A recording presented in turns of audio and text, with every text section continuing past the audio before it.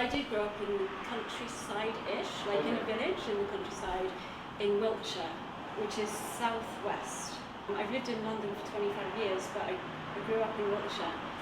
It's a very ancient landscape. There's like the first White Horse Hill nearby. It's kind of really druidy. It's not far, like Stonehenge, and so in this part of southwest England, there were a lot of really magical kind of ancient places and ruins, and I think this probably seeped into my work.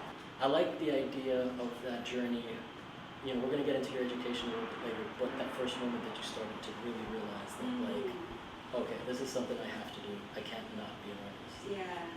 The side who lived in Shaftesbury, which is also in the southwest, very near to Stonehenge, and she was an artist. Uh-huh. She painted landscapes. She painted the English landscape, and I just remember loving being around her, and also always looking at picture books.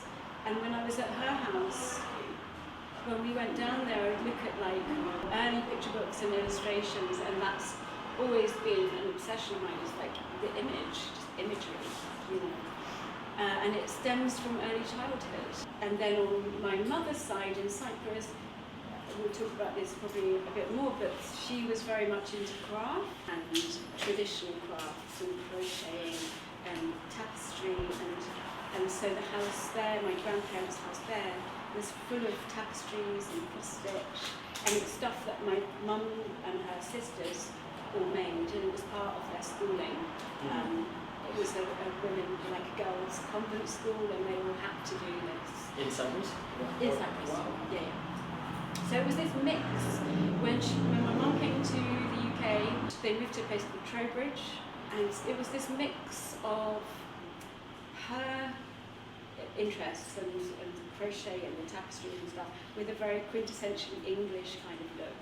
I'm going to reference a couple of people that you might not know, like Laura Ashley. English people will know what I'm talking about. But it's very kind of William Morrissey as well. Like, she was definitely influenced by Morris.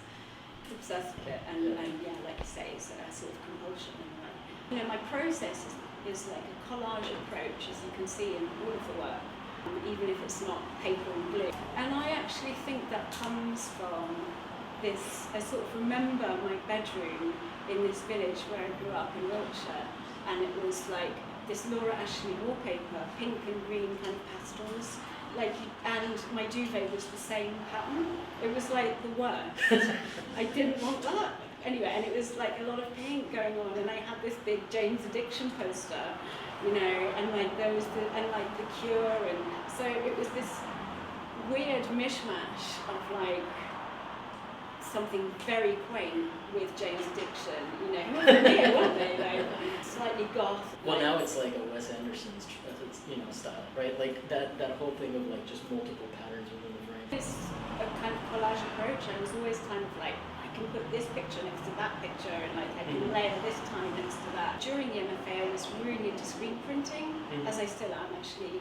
But I realised at that point, I can screen print onto, obviously, canvas. I was painting on wood quite a lot then, so I was screen printing onto wood. Actually, I was also like drawing out the grid, and I was making large murals as well, and I was like, why am I drawing this grid? This is taking such a long time.